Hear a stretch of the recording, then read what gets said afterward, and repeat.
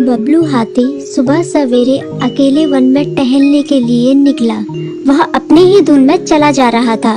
लगता था उसके दिमाग में कोई उलझन है जिसे वह सुलझाने की कोशिश कर रहा था। सड़क पर आगे बढ़ते ही उसके सामने चीकू खरगोश भागा। बबलू का पैर उसके ऊपर पड़ने ही वाला था कि चीकू जोर से चिल्लाया। उसकी आवाज सुनकर बबलू ने अपना पैर पीछे खींच लिया। कहाँ खोए हो बबलू भाई? कहीं नहीं, बस कुछ ऐसे ही सोच रहा था। किस बारे में? तुम जानकर क्या करोगे? शायद मैं तुम्हारी कुछ मदद कर सकूं। तुम तो जानते हो आजकल वन में कितनी चोरियां हो रही हैं, पर चोर का कोई अता पता ही नहीं है। इस बात को लेकर वन के सारे प्राणी चिंतित थे। वे वहाँ खुद को सुरक्षित महसूस नहीं कर रहे थे।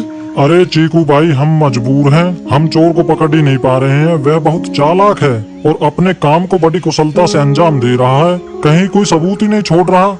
हमारे राजा इस बात को लेकर बहुत चिंतित हैं। यही कारण है कि हम सब इस बारे में सोच रहे हैं। अब तुम मेरी इसमें क्या मदद कर सकते हो?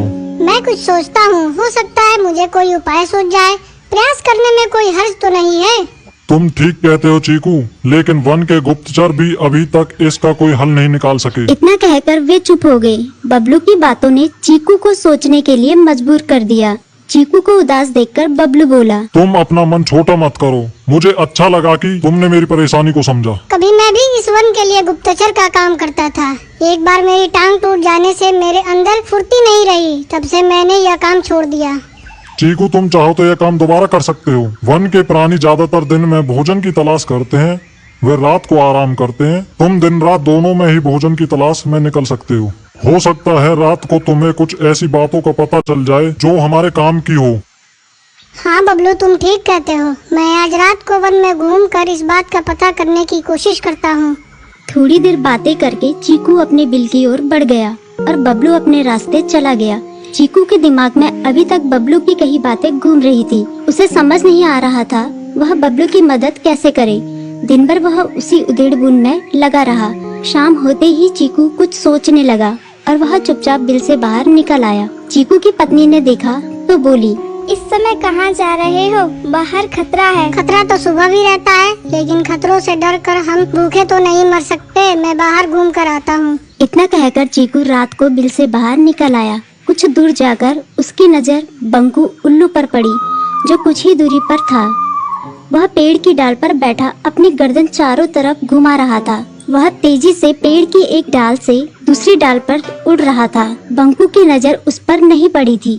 कुछ सोचकर चीकू पेड़ के पीछे से बाहर निकलकर थोड़ी खुली जगह पर आ गया और वहां से बंकू उल्लू को देखने लगा। बंकू ने चीकू को अंधेरे में भी देख लिया, पर उसने उसमें कोई उत्सुकता नहीं दिखाई और अपनी गर्दन चारों ओर घुमाता रहा। चीकू बड़ी देर तक बंकू की हरकतों पर नजर रखे रहा। वह थोड़ी देर तक खुले मैदान में खड़ा रहा, पर बंकू ने उसे देखकर भी अनदेखा कर दिया। उसने महसूस किया कि बंकू के आसपास चमकू चमगादड़ भी मंडरा रहा था। कुछ देर वन में घूमने के बाद चीकू अपने बिल में लौट आया और सुबह होने का इंतजार करने लगा। अगली सुबह बबलू उसी रास्ते में जा रहा था। रास्ते में चीकू उसका इंतजार कर रहा था। आज बड़ी जल्दी आ गए बबलू। हाँ, आजकल मुझे चिंता की वजह से नींद नहीं आती। कोई नई खबर है क्या? यकीन से तो मैं नहीं कह सकता, पर मैं तुम्हें ऐसे प्राणी का नाम बता सकता हूँ जो शायद चोरों की मदद कर रहा है। कौन है वो? बंकू उल्लू। इतना कहकर चीकू ने रात की घटना उसे ज्यों की त्यों सुना दी। इसे सुनकर बबलू का माथा ठनका। बबलू की आंखें चौंधिया गई। तुम ठीक कह रहे हो। मुझे आज रात बंकू और चमकू पर नजर रखनी होगी। इतना कहकर वे दोनों अपने अपने रास्ते चले गए। बबलू रात को अपने साथियों के साथ बंकू पर नजर गड़ाए रहा। उसकी संदिग्ध गतिविधियों को देखकर बबलू ने उसे उसके साथियों चंकी और संकी लोमड़ के साथ पकड़ लिया। बबलू ने सख्ती से पूछताछ करनी शुरू कर दी। तुम इस समय बंकू चमकू के साथ क्या कर रहे हो? हम चारों दोस्त हैं, इसलिए साथ बैठकर बातें कर रहे हैं। चमगादड़ और उल्लू की दोस्ती तो समझ में आती है, पर लोमड़ के साथ दोस्ती कैसे हो सकती है? सख्ती से पूछने पर दोनों ने अपना जुर्म कबूल कर लिया और सभी चोरियों के बारे में बताया जो उन्होंने कुछ दिन पहले वन में की थी। बबलू ने उनके चोरी का सारा सामान भी बरामद कर लिया। बंकू और चमकू को अभी तक समझ में नहीं आ रहा था कि वो इतनी आसानी से कैसे पकड़ में आ गई।